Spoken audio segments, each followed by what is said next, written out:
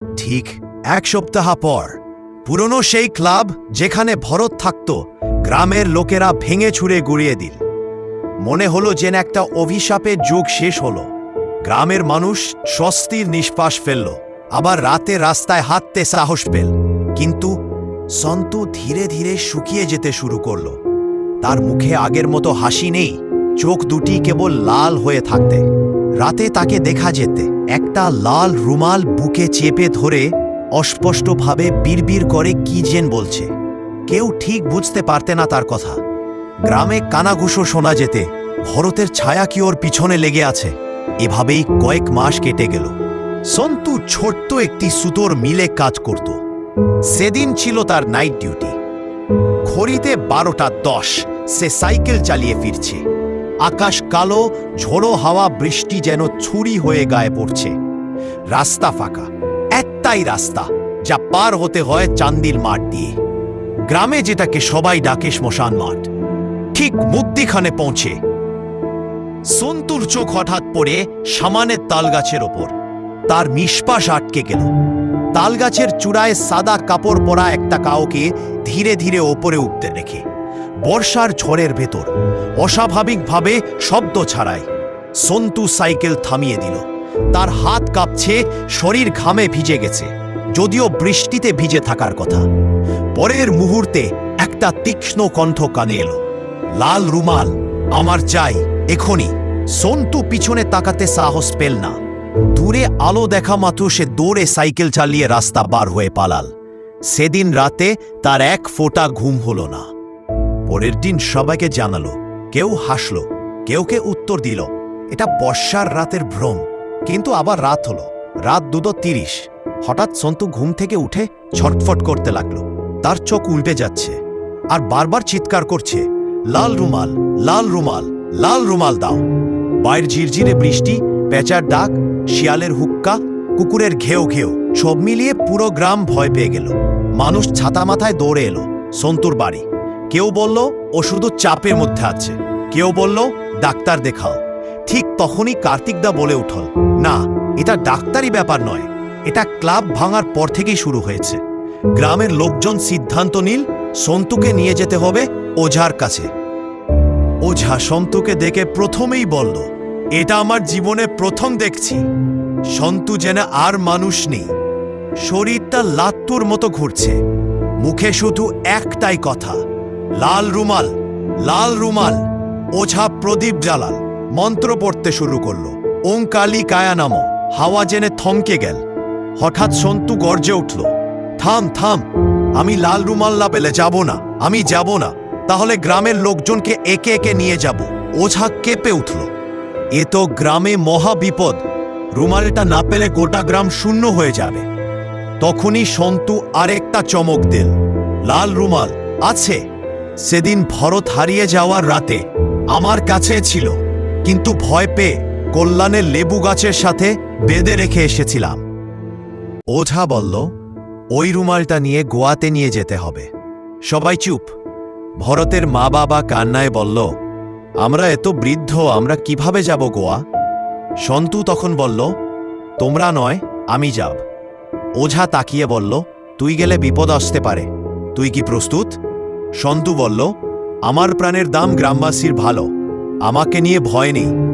তখন তার বন্ধুরা বলল, আমরা কি মরে গেছি নাকি রে, তুই একা যাবি, আমরাও যাব তোর সাথে। পরের দিন ভোরে তারা সবাই মিলে গোয়া রওনা দিল। গোয়া পৌঁছে পিণ্ডি দিল দুপুর 12:01, যে সময় ভরত মারা গিয়েছিল বলে গ্রামের লোকের ধারণা। ঠিক সেই মুহূর্তে দূরে বাঁশতলার সেই বিশাল বটগাছ ধপ করে ভেঙে পড়ল। ওঝার কণ্ঠ ঠিক তখনই শোনা গেল, সব শেষ, গ্রাম বাঁচল। গোয়া থেকে ফেরার পর গ্রামের পরিবেশ শান্ত হতে শুরু করল। মানুষ আবার রাতে রাস্তায় হাঁটতে সাহস পেল। ঝাঁক বেঁধে ছেলেরা মাঠে ক্রিকেট খেলতে শুরু করল। সবাই ভাবল সব অভিশাপ শেষ। কিন্তু একটাই জায়গা ছিল যেটা গ্রামের মানুষ এড়িয়ে যেত, ভরতের পুরনো বাড়ি। বাড়িটা গ্রামের শেষ প্রান্তে, বাঁশগাছের ঘন ছায়ার নিচে, যেখানে দিনেও আলো ঠিকমতো ঢুকত না। ঠিক সেই বাড়িতেই মানুষ বিশ্বাস করত ভরতের শেষ রাতের সব রহস্য লুকিয়ে আছে। একদিন রাতে ওঝা সন্তুকে ডাকল। তার মুখে অদ্ভুত চিন্তার রেখা। সন্তু, গ্রাম শান্ত ঠিকই, কিন্তু অভিশাপ পুরো কাটেনি। অদ্ভুত এক টান আমাকে টেনে নিয়ে যাচ্ছে ওই বাড়ির দিকে। ভরতের বাড়িতে কিছু একটা রয়ে গেছে। সন্তু থরথর করে বলল, কি থাকতে পারে ওখানে? ওঝা শুধু বলল, যাই থাকুক, আজ মধ্যরাতে ওখানে যেতে হবে। সন্তুর সব বন্ধুরা সাথে যেতে রাজি হয়ে গেল। রাজুদা, দুলাল, অভিনাশ, রাকেশ আর সুবীর। মধ্যরাত 12:45। আকাশে মেঘ, হালকা বাতাস, মাটির ওপর জমে থাকা জলেতে শিয়ালের ডাকে প্রতিধ্বনি। ভরতের বাড়ির ভাঙা দরজা হালকা বাতাসে ক্যাচ ক্যাচ শব্দ করেছে। কেউ বহু বছর ধরে ঢোকেনি। ওঝা সামনে প্রদীপ নিয়ে দাঁড়ল না। গরম ধোঁয়া উঠছে প্রদীপ থেকে। ভেতরে ঢুকতেই সবাই টেরে পেল এখানে একটু টানগা নয়, বরফের মতো শীতল। সামনে তাকিয়ে তারা জমে গেল। পুরনো মাটির ঘরের মাঝখানে লাল রঙের বাঘ, যেন রুমাল টেনে টেনে কেউ চলেছে, কিন্তু রুমালটার কোনো অস্তিত্ব নেই। ওঝা ফিসফিস করে বলল, এটাই ভরতের শেষ পথ চলা। এখানে ওর আত্মা এখনো হাঁটে। তারপর হঠাৎ ধপ ধপ ধপ, ঘরের পেছন থেকে জোরে কিছু পড়ে যাওয়ার শব্দ। সবাই লাঠি তুলে ধরল। মুহূর্তে ঘরের এক কোনায় দেখা গেল একটা অন্ধকার ছায়া। ছায়াটা মানুষের মতো, কিন্তু লম্বা, ভয়ঙ্করভাবে লম্বা। তার গলায় কিছু ঝুলছে, একটা লাল রুমালের মতো কাপড়। ওঝা চেঁচিয়ে উঠল, দাঁড়াও, তুই কে? কিন্তু ছায়া উত্তর দিল না। সে শুধু ধীরে ধীরে মাথা তুলল। ছায়ার মুখে ছিল না চোখ, না ছিল নাক, শুধু এক লাল রঙের দাগ যা আধ পর্যন্ত নেমে গেছে। হঠাৎ সেই ছায়া ফিসফিস করে বলল, এখানে আমার ঘর, আমার রুমাল, আমার শেষ রাত। তোরা আমার বাড়িতে কি করছিস? সন্তুর বুক কাঁপতে লাগলো। তারপর ওঝা মন্ত্র পড়তে শুরু করল। ছায়াটা কেঁপে উঠল, কিন্তু যায় না, বরং আরো কাছে এসে বলল, আমাকে যে হত্যা করেছে সে এখানে, এই বাড়িতেই প্রমাণ রেখে গেছে। সবাই স্তব্ধ। গ্রামে তো সবাই বলতো ভরত নিজে নিজে গায়েব হয়েছে, কিন্তু ছায়ার কণ্ঠ শুনে মনে হল ভরতের মৃত্যু রহস্য এখনো বাকি। সন্তু কাপা গলায় বলল, কে কে মেরেছিল তোকে? ছায়া বলল, যে রুমাল নিয়ে খেলেছিল, যে আমাকে বিশ্বাসঘাতকতা করেছিল, সে এখনো এই গ্রামে আছে। সবাই একে অপরের মুখের দিকে তাকালো। গ্রামের ইতিহাস যেন এক মুহূর্তে বদলে গেল। হঠাৎ ছায়াটা মিলিয়ে যেতে শুরু করল। শুধু বাতাসে একটি কথা ভেসে রইল, আমার সত্যিটা খুঁজে বের কর, না হলে আমি ফিরব। বাড়ির বাইরে এসে সবাই নিঃশ্বাস নিল। ওঝা বলল, ভরত নিজে হারায়নি, ওকে মেরে ফেলা হয়েছিল, আর তার সাথে জড়িত কেউ এখনো বেঁচে আছে। গ্রাম আবার ভয় আর সন্দেহে ভরে উঠল। কারো মুখে কথা নেই। সবাই জানে এবার অভিশাপ নয়, এবার সত্যিকারের খুনের রহস্য বের হবে। এবং তার শুরু ভরতের বাড়ি থেকে। ভরতের বাড়িতে আত্মার ছায়া দেখার পর গ্রামের নতুন আতঙ্ক শুরু হলো। এবার সবাই বুঝলে অভিশাপ নয়, গ্রামে সত্যি একটা খুন লুকিয়ে আছে। সন্তু, রাকেশ, দুলাল, অভিনাশ আর সুবীর 5 জন মিলে তিক করল, আজই বের করতে হবে ভরতের মৃত্যুর সত্যি। ওঝা নির্দেশ দিল, ভরতের বাড়ির পিছনের উঠোন খুঁজে দেখ। ওর মনে সন্দেহ ছিল, ভরতের শেষ রাতের রহস্য ঠিক সেখানেই। সন্ধে নামার আগে 5 জন লুকিয়ে গেল ভরতের বাড়ির পিছনে। ওখানকার বাঁশঝাড় এত ঘন যেন দিনের আলো ঢুকতে ভয় পায়। অকস্মাৎ শান্ত পা দিয়ে কিছুতে লাগলো, জোরে ধপ শব্দ হলো। তারা তাকিয়ে দেখে মাটির নিচে একটা পুরনো টিনের ডিব্বা আধা ভাঙা অবস্থায়। ডিব্বা খুলতেই সবার চোখ ছানা পড়া। ভেতরে ছিল একটা লাল রুমালের ছেঁড়া অংশ, একটা ছোট লোহার চাবি, আর একটা হলদে হয়ে যাওয়া চিরকুটে লেখা, তুই যা করলি আমি ভুলব না। লেখাটা দেখে সবাই স্তব্ধ। সেদিন রাতে তারা গিয়েছে ওঝার বাড়ি ডিব্বা নিয়ে। হঠাৎ বাইরে হাওয়া জোরে বইতে শুরু করল। দরজা কেঁপে উঠছে।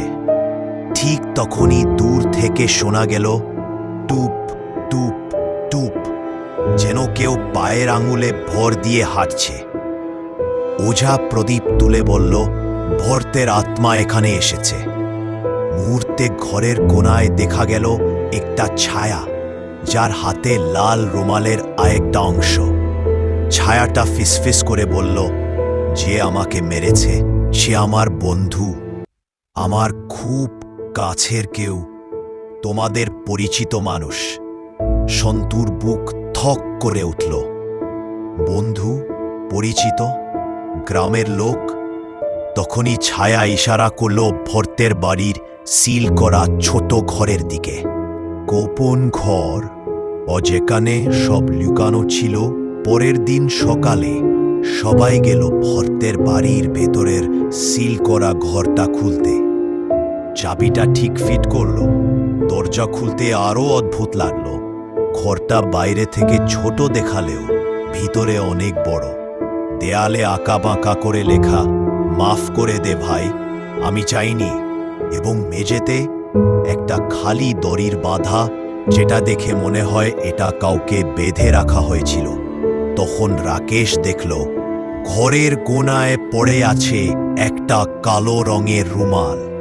সে রুমাল তুলতে হঠাৎ দেয়াল থেকে একটা ঠান্ডা কণ্ঠ শোনা গেল, ওটাই আসল রুমাল, যা জন্য সব শুরু হয়েছিল। সবার মাথা ঘুরে গেল।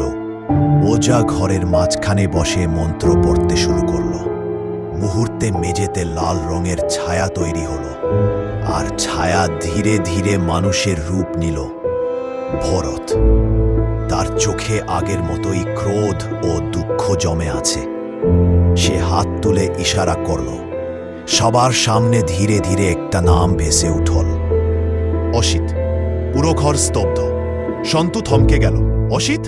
লেবু গাছে বেঁধে রেখেছি, যে ক্লাবে ভরতের খুব কাছের বন্ধু ছিল। ভরত বলল, ওই আমাকে শেষ রাতে ডেকেছিল।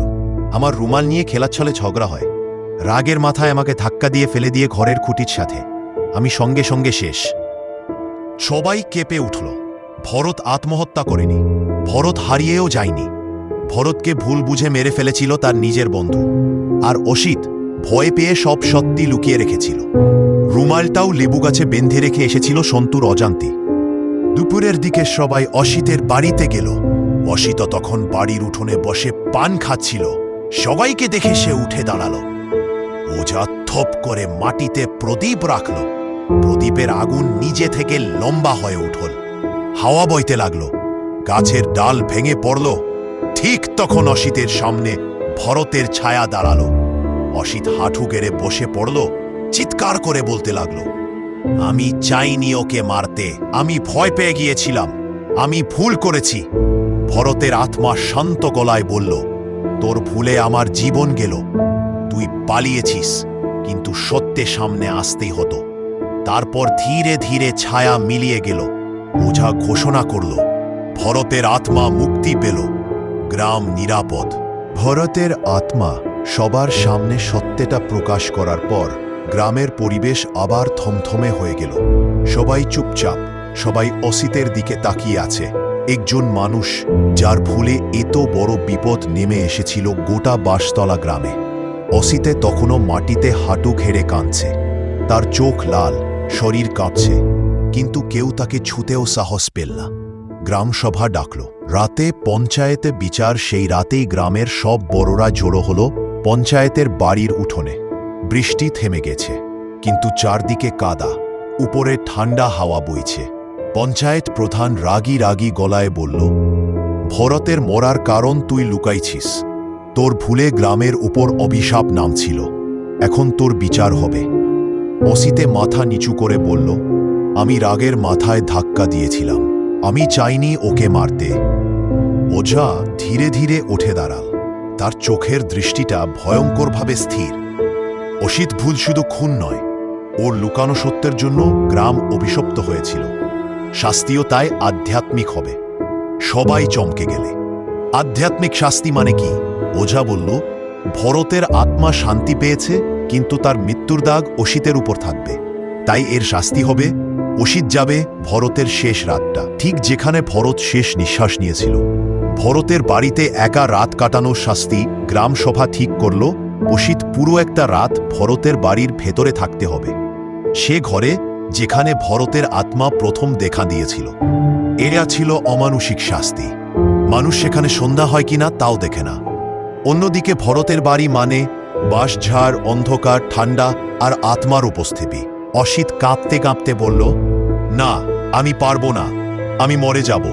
কিন্তু গ্রামের বড়রা বলল, তোহার ভুলে ভরতের জীবন গেল, আজ তোকে সত্যি বুঝতে হইব। মধ্যরাতে অসিতকে নিয়ে যাওয়া হলো ভরতের বাড়ি। রাত 12:10।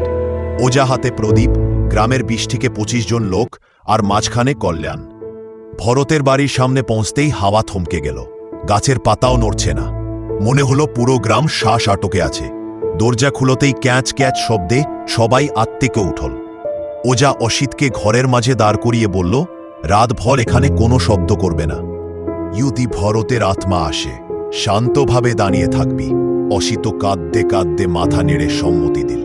দরজা বন্ধ হয়ে গেল, অন্ধকার তাকে গিলে নিল। রাতে একটা প্রথম শব্দ হঠাৎ ঘরের ভিতর থেকে শোনা গেল, টুপ টুপ টুপ, জেনে কেউ পায়ের আঙুলে ভর দিয়ে হাঁটছে। তারপর একটা মহিলার হাসির আওয়াজ। হাসিটা পাগল মানুষের মতো তীক্ষ্ণ, টানা আর কাটা ছেঁড়া। গ্রামের লোক ভয় পেয়ে পিছিয়ে গেল। রাতে 2টা, লাল রুমাল দেখা গেল ঘরের ভিতর থেকে চিৎকার, দেও দে আমার রুমাল, আমি আমার রুমাল চাই। গ্রামের সবাই দম নিয়ে শুনছে। তারা জানতে এটা ভরত নয়, এটা সে সাদা কাপড়ের মহিলা যে তালগাছে উঠে উঠে মানুষকে ভয় দেখায়। হঠাৎ জানালার ফাঁক দিয়ে দেখা গেল একটা লাল রুমাল দুলছে, যেন কেউ অন্ধকারে তাকে নেড়ে নেড়ে দেখাচ্ছে। রাত 3টা, অসিতের কণ্ঠস্বর গভীর অন্ধকারে। অসিতের চিৎকার ভেসে এল, ভরত, ক্ষমা করে দে ভাই, আমি ভুল করেছি, আমাকে মাফ কর। তারপর আর কোনো শব্দ শোনা গেল না। ভোর 4:50, দরজা নিজে নিজেই খুলে গেল। ভোরের প্রথম আলো পড়তেই দরজা ঝট করে খুলে গেল। সবাই মিলে ভেতরে ঢুকল। ওঝা সামনে, অসিত একটি কোনায় বসে আছে, চোখ বড় বড়, মুখ সাদা। সে ধীরে ধীরে বলল, ওরা দুজন এসেছিল। সবাই স্তব্ধ। অসিত বলল, ভরত আর সেই মহিলাটা দুজনেই আমার দিকে তাকিয়েছিল। তারপর মাথা নিচু করে বলল, কিন্তু ভরত আমার হাত ধরে বলল, যা শাস্তি ছিল তা আজ শেষ হল। ওঝা বলল, অসিতকে ভরত ভুল ক্ষমা করে দিয়েছে আর ভরতের আত্মা শান্তি কামনা পেয়েছে। তখন গ্রামের লোকজন বলল, ভরতের মা বাবার কি হবে? ওঝা বলল, ভরতের মা বাবার খরচা ভক্তন অসিত করবে। এই কথা শুনে গ্রামের লোক এবং পঞ্চায়েত প্রধানও খুশি হল। ওঝা বলল, এই খুশিতে গ্রামে একটা উৎসবের আয়োজন করা হোক। সন্তু বলল, একটা ঘোর আমাবস্যা দেখে কালী পুজো করা হোক। সেই পুজোর মেলা গোটা সপ্তাহ ধরে হবে। সবাই সন্তুর কথা শুনে রাজি হল আর সবাই কালী পুজোর আয়োজন করতে লাগলো। ধন্যবাদ সবাইকে। প্লিজ চ্যানেলটা সাবস্ক্রাইব করে দাও। এর পরের ভিডিও ভয়ঙ্কর আসতে চলেছে, আর 100 সাবস্ক্রাইব সম্পূর্ণ হলে আমরা আসল ভিডিও ক্রিয়েট করব। আর আপনার সাথে ঘটা ঘটনা আমায় শেয়ার করতে পারো।